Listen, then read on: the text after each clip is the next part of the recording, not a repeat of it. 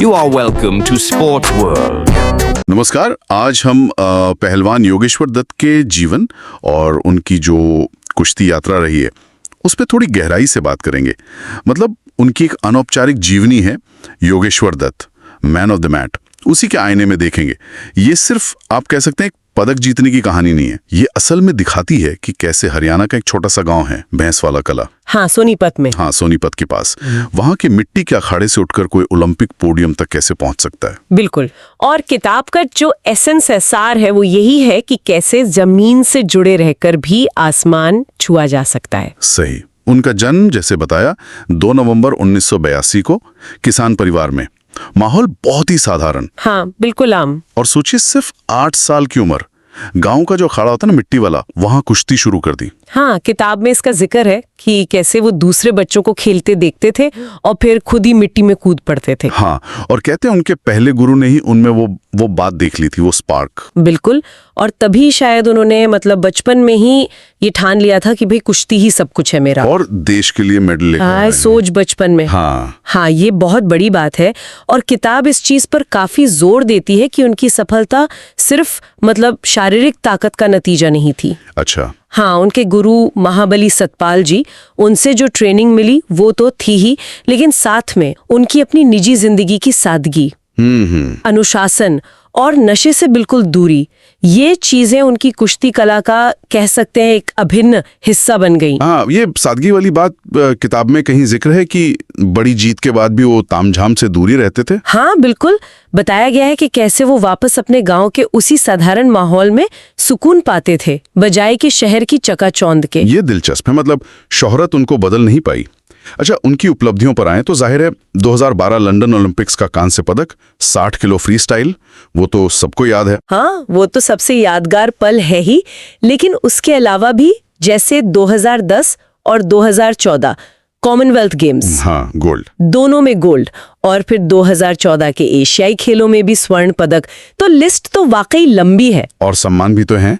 2013 में पद्मश्री मिला उन्हें, हाँ, चौथा सर्वोच्च नागरिक सम्मान, और 2012 में राजीव गांधी खेल रत्न, जो अब मेजर ध्यानचंद खेल रत्न अवार्ड है, देश का सबसे बड़ा खेल सम्मान। बिल्कुल, ये सब उनकी मेहनत का, उनकी लगन का प्रमाण है। पर किताब सिर्फ इन मेडल्स को गिनाती नहीं है। अच्छा, और क्या है? वो इनके पीछे का संघर्ष भी दिखाती है।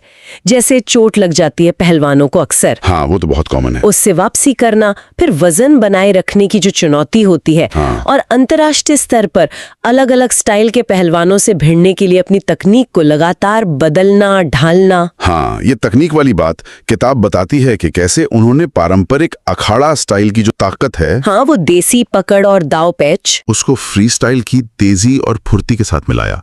ये आसान नहीं रहा होगा। बिल्कुल नहीं। और वो हमेशा पारंपरिक अखाड़ों की बात करते भी हैं। किताब में इस पर विस्तार से है कुछ, कि वो पुरानी जड़ों को क्यों इतना जरूरी मानते हैं। हाँ है, किताब में इस बात पर काफी जोर दिया गया है कि कैसे भारतीय अखाड़ों की मिट्टी, वहां का जो अनुशासन है और वो गुरु शिष्य परंपरा, अच्छा, वो सिर्फ पहलवान नहीं बनाते बल्कि एक संपूर्ण इंसान गढ़ते हैं।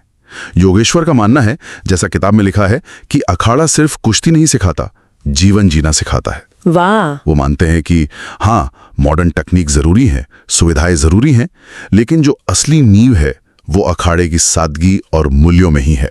और शायद इसीलिए वो नशे से दूर रहने पर इतना जोर देते हैं। वो भी उसी पारंपरिक सोच का हिस्सा लगता है। हाँ बिल्कुल, ये बात आज के युवाओं के लिए मुझे लगता है बहुत प्रासंगिक है। उनकी एक और बात जो किताब में है और मुझे बहुत अच्छी लगी। कौन सी? खेल में हार जीत तो होती रहती है, पर जिंदगी में हार मानना गुनाह है। सही कहा। ये सिर्फ एक लाइन नहीं है, ये शायद उनके पूरे जीवन का जो दर्शन है, फलसफा, उसको बयां करती है। हाँ, ये दिखाता है कि कुश्ती ने उन्हें सिर्फ पदक नहीं दिए, बल्कि जीवन की मुश्किलों से लड़ने का वो जज्बा, वो अनुशासन भी दिया। बिल्कुल।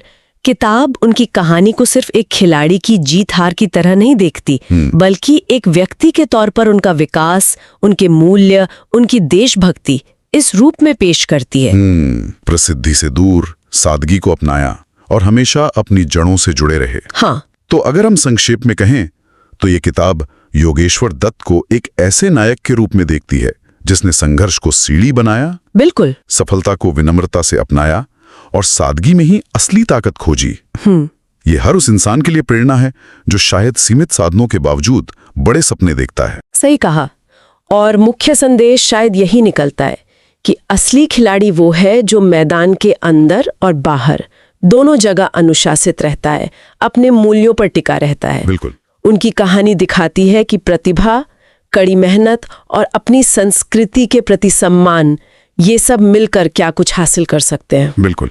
और यहाँ एक विचारणीय प्रश्न शायद हम श्रोताओं के लिए छोड़ सकते हैं। हाँ, जरूर। योगेश्वर दत्त आधुनिक कुश्ती में पारंपरिक भारतीय अखाड़ों के महत्व पर बहुत जोर देते हैं। तो भविष्य में जो भारतीय एथलीट हैं, सिर्फ कुश्ती में नहीं बल्कि बाकी खेलों में भी, उनके लिए परंपरा और आधुनिक ट्रेनिंग के तरीकों का ये संतुलन साधना, ये कितना महत्वपूर्ण हो सकता है और कितना चुनौतीपूर्ण है। ये सोचने वाली बात है। बहुत अच्छा सवाल है। धन्यवाद हमारे साथ जुड़ने के लिए। लाइक, शेयर और सब्सक्राइब करना ना भूलें।